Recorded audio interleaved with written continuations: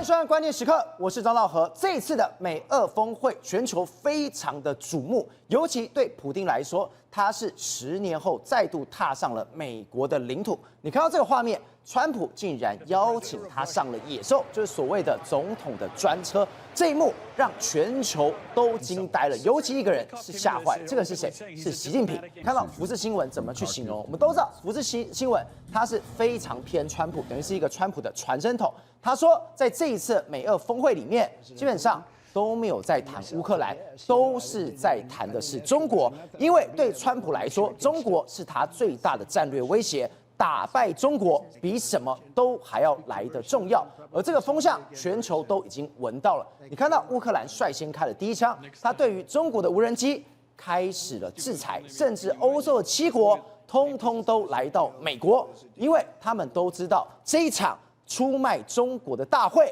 没有一个人可以缺席。好，我们现在知道今天的来宾，第一位财经专家黄世聪，大家好；时事评论员张宇轩，大家好；资深媒体人吕国珍，大家好；专业专家林廷辉，大家好。好，最后一位是林传媒的政治司法组召集人吴正峰，大家好。志总，我们从礼拜6关注美俄峰会，普丁他真的踏上了美国的领土。我们刚看到那个画面，川普很热情，对，下来之后来我的野兽车子，我们一起来坐。有一个人看得瑟瑟发抖，习近平为什么？当你们坐上车的时候，你们聊了什么？你们讲了什么？这个车子里面只有3个人，一个叫普丁，一个叫川普，一个是司机，没有人知道他们讲了什么。所以今天福斯新闻这个新闻出来之后，他直接讲非常非常白，这根本不在谈所谓的乌克兰的事，这根本就是一个出卖中国的大会。对，没错。事实上，这一次的普丁跟这个川普的见面，普会来说的话，中国看的是瑟瑟发抖。为什么呢？因为事实上，这一次的这个世纪峰会之后，假设中国跟俄罗斯跟美国真的未来会走在一起的时候呢，中国当然就会被出卖。所以中国一直在紧盯着他们2个国家之间的发展。但是看起来的话，你看这个川普跟普丁也曾经短暂坐在这个野兽的车上，车上只有他们2个，他们讲了什么不知道。但是我们要观察更重要的是什么？是福斯的报道。福斯的报道，你看，因为刚才赵有讲到福斯电视台，福斯电视台是美国右翼，他跟川普的关系非常好。他讲什么？他们有非常多内幕的消息啊。他讲什么 ？Trump's Russia play isn't about Ukraine, it's about China。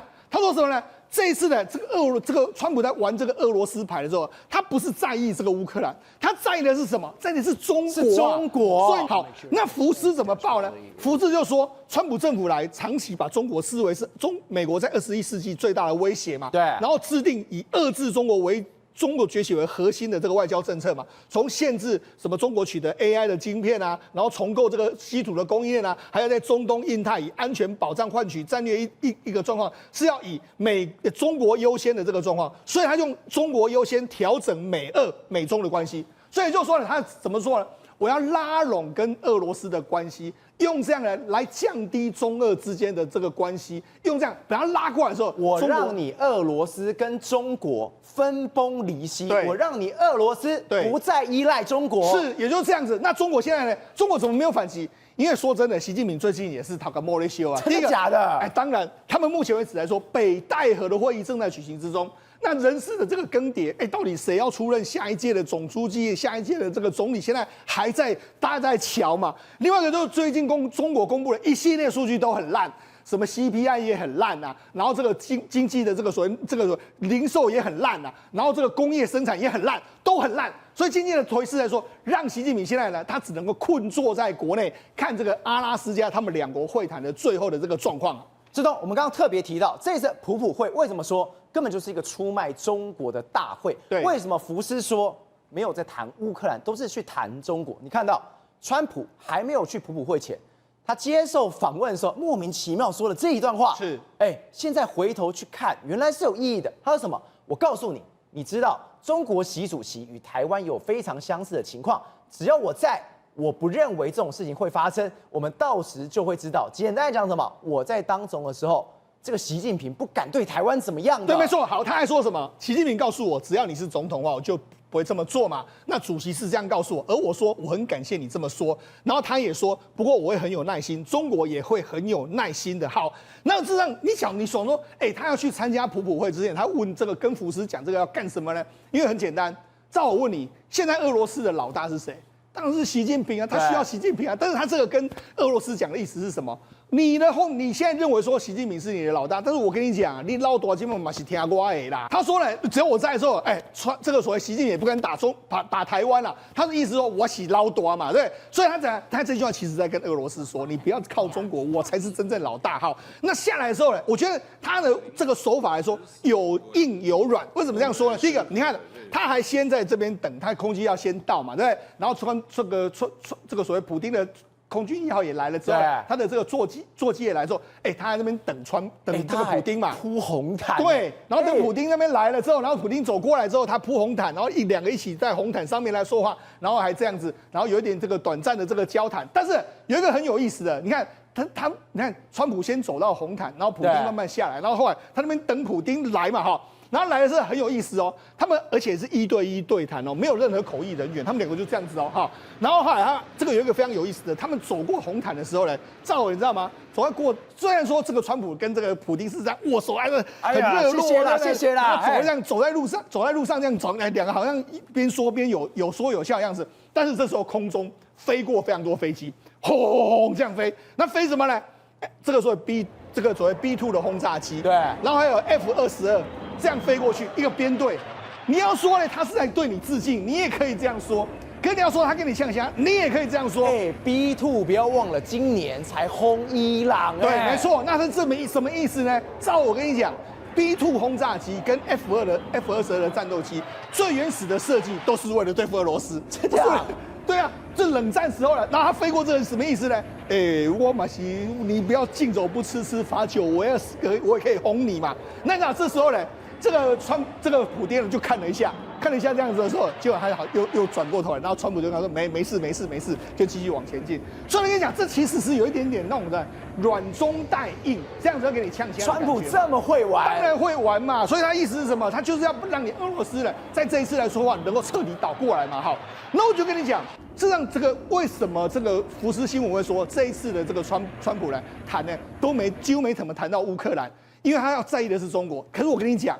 俄罗斯这一次也几乎没有在谈乌克兰，他也是在跟你谈，我要跟你美国改善关系，所以双方都是这样子。你看为什么这样说？你看除了主谈者川普跟普丁之外，对，你知道普丁带谁去吗？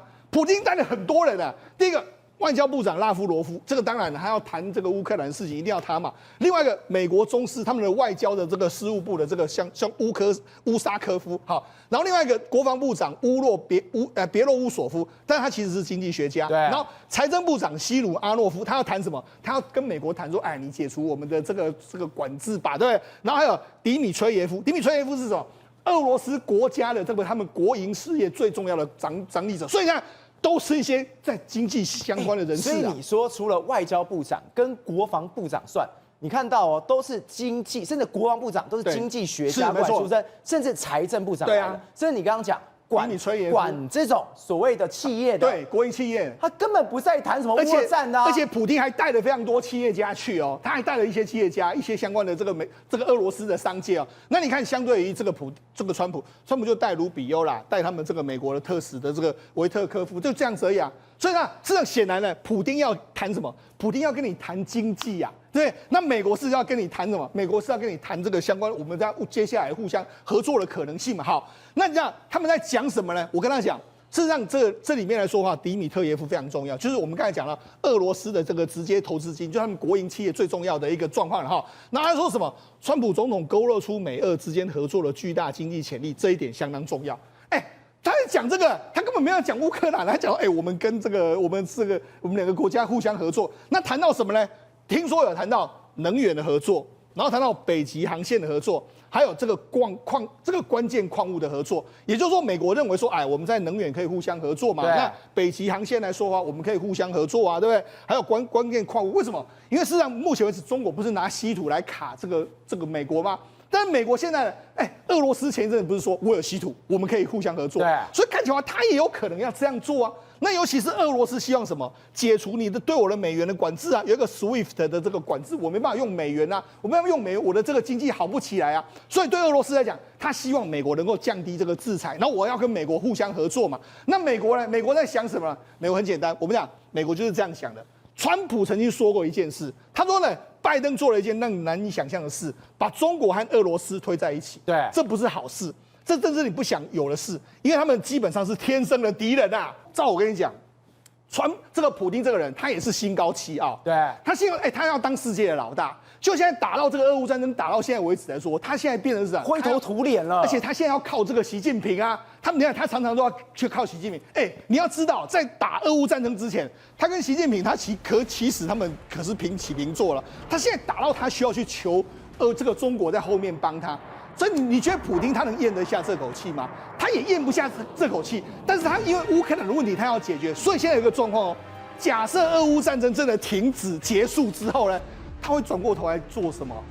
他转过来处理中国啊，因为中国其实你看，中国这几年的民族主义起来，他们说要什么？要收复什么很多这个东北的土地，中国也是想这样做啦。所以这样，事实上俄罗斯他们也知道，普丁也知道，所以他也不敢跟中国走得太近。但是没办法，他要打这个俄乌战争，那这个就是川普现在要做的事，他要离间中国跟俄罗斯。所以今天川普。他在能源、在航运、在关键矿物上，他如果出了手去帮忙俄罗斯，当俄罗斯富了起来之后，他就跟中国脱钩了。对啊，中国你就没有朋友了。对啊，但是问题是现在有一个关键问题，就是你要处理乌克兰的问题嘛。对，所以乌克兰的问题来说，你才要处理嘛。所以我才说，现在是怎样，美俄之间似乎达成一个协议，是未来我们要合作。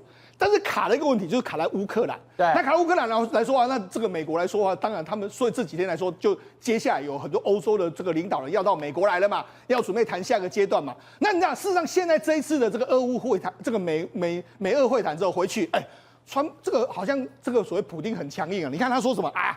我们现在有6个这个条件换取和平啦，然后你要换出整个顿巴斯地区，包括顿内茨克还有卢甘斯克，那这样子，然后我要把这个顿内茨克跟卢甘斯克嘛，然后把部分的扎波罗热还有这个赫尔松这个地方呢，变成是缓冲区的一个状况，然后我还给你小小的土地，这样，然后还说什么？你要克里米亚要承认要属于我俄罗斯所有啊，这样一个状况，然后禁止这个乌克兰加入北约，一大堆条件。可问题是你开了这么大的条件来说，大家都知道你这个普丁的玩法就是我先开得很高，反正你可以来杀价，所以这就是他们开出来的目前的这个状况。那普丁还希望说能够解除西方对俄罗斯的制裁嘛，这是俄罗斯表面上的说法。可是呢，让中国或让全世界看的反而是这个照片。对，这照片是什么？他们两个，你看，这是普丁，这是川普，对，然后他们两个坐在这个美国总统的这个专车野兽上面。那上面来说的话，除了司机，没有第三个人。但是我是跟大家讲，司机也听不到，因为他们这个有这个门这样关起来后，所以司机听不到他们两个在讲什么。好，所以美国是希望搭一座桥，让乌克兰跟俄罗斯能够谈嘛。好，所以今天来说的话，今天这个泽伦斯基不是要去白宫了吗？对，他后面有大阵仗，这也是史上第一大阵仗。你看，冯德莱恩欧盟主席，然后包括说法国总统马克龙、意大利总理梅洛尼，然后包括说德国总理莫尔茨、英国首相斯坦姆、芬兰的总统这个所谓的这个图斯布，然后包括说芬兰的这个波兰的总理，还有欧洲主席，一大堆人，8大领袖通通都要陪他去，8大领袖要到白宫去，要做什么？当然要商讨这个未来乌克兰的这个局面嘛。但是这个有一个非常有意思的哦，他们在开始什么？他们反而开始在骂这个中国。你看哦，德国外长马上说什么？你觉得很奇怪？他说什么？中国在台湾海峡以及在东海还有南海日益侵扰性的行为，同样影响到我们与欧洲，那我们共同共处的这个基本原则正受到挑战。你讲这个干什么？然后经济方面，我们面临到重大挑战，中国正以不公平的和扭曲的市场的贸易行为来挑战我们的经济。奇怪，你德国总理，你要在这个准备跟这个所谓乌克兰会谈之后，你开始骂中国干什么？因为他们闻到风向了嘛。什么风向？就是事实上，显然这次乌克兰的这个争议，有可能假设停下来之后呢？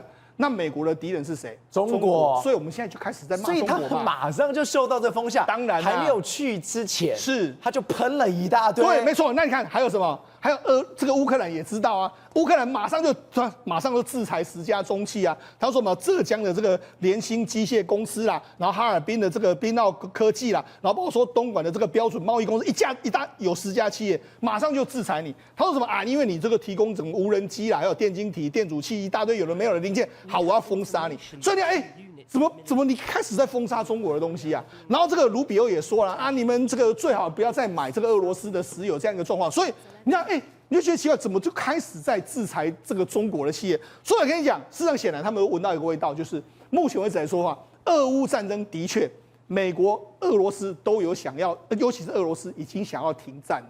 那接下来就是乌克兰跟俄罗斯能不能达成协议，这个当然要欧洲帮忙。对，那美国也承诺说，好了，未来我可能会在这个俄乌战场上面来说，就这个乌克兰的安全上面，我也可能会提供保障。所以俄乌战争真的有可能会慢慢的落幕。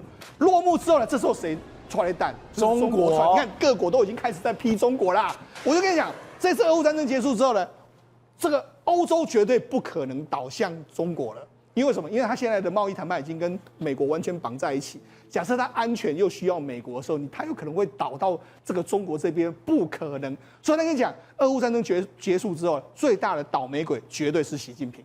宇轩，我们刚刚特别提到，在这一次的美俄峰会当中，有太多让人家非常惊奇的事情。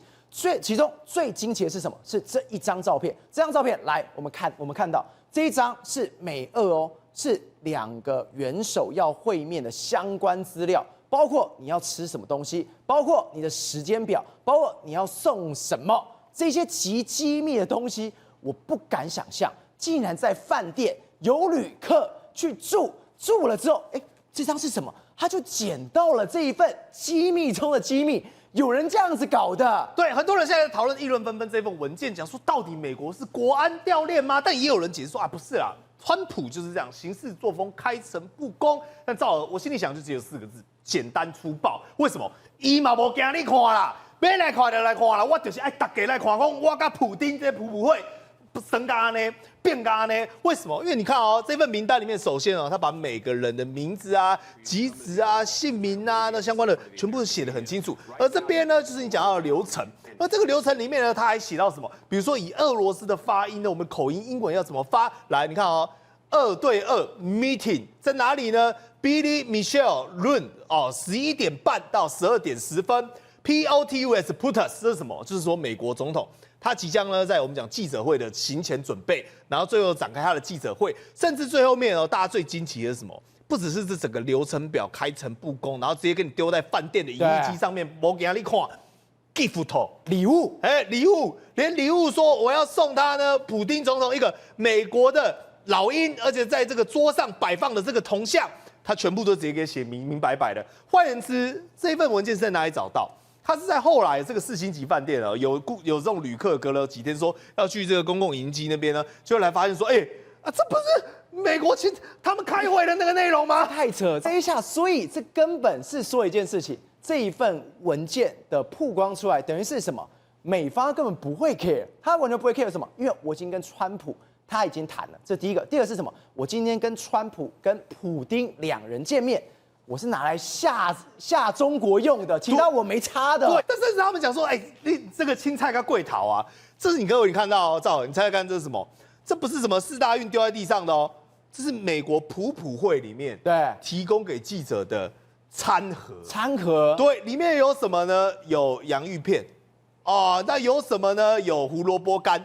有看到胡萝卜干有什么呢？有巧克力脆片哦，脆脆的哦，巧克力脆片。还有什么呢？还有像优格的东西。还有什么呢？还有面包。然后看完之后，他们发现得到一个结论哦，最值钱的是这罐可乐。他说其他这是给记者餐盒，对，这也太简陋了吧？对啊，所以我跟你讲，他就是简单粗暴，不只是吃啊。你知道住什么样子吗？来，赵，你现在有没有看到？这就是记者。阿拉斯加住的地方，这个是行军床对啊，而且阿拉斯加没有饭店吗？我想有几种啊，这个算是比较阳春的啦。哦，这是在体育馆，他就打大通铺地铺，然后男的女的先抢先赢哦，因为那边没储糖水啊。为什么？因为阿拉斯加这个地方很冷门嘛。那饭店基本上大批的人突然间灌进来之后，这个小镇早就已经爆掉了。川普做的事情就是这样简洁明快，都没有跟你啰嗦。但是该要注意到的地方，赵和他怎么会疏漏啊？我们看是不是讲到这个野兽？对，你觉得这个野兽是他只是随心而至，还是说这是他特别安排的桥段？当然是特别安排的嘛。我知道你普丁要来，我就是要跟你在野兽里面，我们2个共乘一车。因为各位哦，这台车子里面哦，除了你现在看到的普丁跟川普之外，没别人了，就只有一个驾驶。对，所以换言之，我问你，他们聊了什么？不知道。对，他们做了什么？不知道。所以他们说，真正这场大戏的目的是什么？其实什么都没谈。你如果仔细细究的话，最重要叫做创造不确定性。哦，就是说他们私底下可能暗盘有什么样的谈判，你不知道。但给外界传递的讯号，他要跟你讲说不确定。也就是说，今天普丁跟川普见面之后，对于中国的利害关系会不会产生影响？那你想想看，北韩今天看到这个局面之后，会不会瑟瑟发抖？当然会怕啊。我哪知道我们讲朝鲜半岛的利益，普丁会不会夯不啷当的？我才帮忙你去打仗你就翻脸啦。对，所以你看哦，川普的每个外交操作都会牵动亚太局势，特别在双普后奏。所以说呢，包括乌俄战争也好，这一场可怕的战争，最好方法呢，直接达成一笔和平协定，而非停火战争。换言之，今天你看起来好像的确，我们刚才讲很多都是虚的，但它也有实际上去推动。包括我们讲的这个红地毯，它铺给普丁，就是让他开门让他们走大路。包括这台野兽，他讲了一个概念是什么？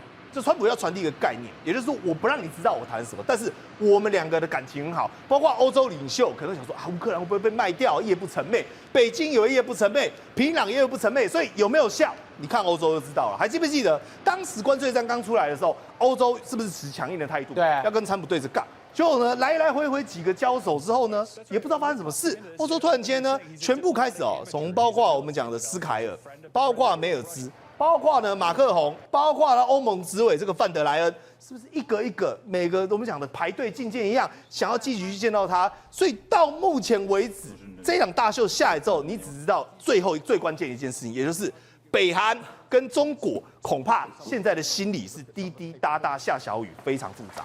廷尉，我们常知道一件事情，谈判虚实非常重要，虚虚实实，在国际场合也是虚虚实。但我没想到，川普可以这样玩，从红地毯接待到野兽车子，到 B2在你上面飞，到机密文件，吃什么东西，行程安排可以这样子放在饭店里面，川普到底在玩些什么？对这个外交场合，美国政府来讲的话，它绝对都是每一招每一个步骤都是精算过的。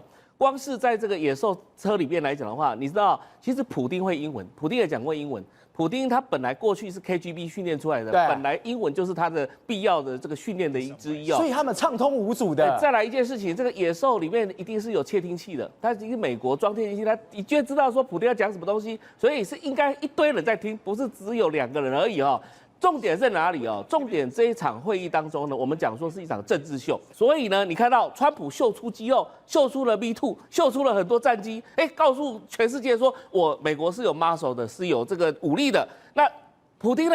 表现的也是非常震惊啊。然后你谈的东西我也不跟你答应，那双方感觉好像破局，事实上没有破局事实上秀出来的那些文件就显示出本来是想要达成，但是中间来讲的话，普丁耍个性，然后美国川普也耍个性，双方来讲的话各取所需。普丁现在回去来讲的话，俄罗斯人会怎么讲？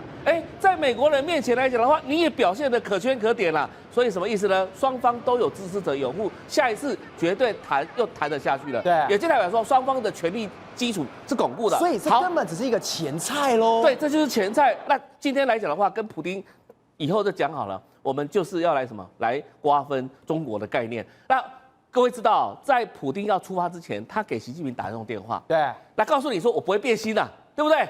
问题是什么？你是可能会变心的，你才会打电话跟他讲不会变心嘛，不是吗？然后再来是普丁跟习近平跟他回应说，这个世界很复杂，不是只有单纯的这么单纯就是可以解决问题而已。这在讲一件事情，我们就讲过，这是中国想要参加，不要出卖我的概念。所以整体来讲的话，我们看到这场戏后面还有的演。为什么叫有的演？因为普丁跟川普可能在野兽车里面不知道达成什么样的共识。这个达成共识，我觉得乌克兰的议题来讲的话是小问题。基本上来讲的话，只是一个时间上的问题，因为泽伦斯基只要一点头，基本上大概都差不多了。那泽伦斯基会不会点头？当然会，因为川普会压着他点头。那现在来讲的话，真正的最大的战略是什么？今天川普就是要分化俄罗斯跟这个习近平之间的关系，就是普丁跟习近平的关系。接下来下一个动作来讲的话，全天下为中的这个态势大概就形成了。国正，我们刚刚特别提到一件事情，通常要变心的人才会打电话说，我绝对不会变心，不然你这种电话你根本不用打了。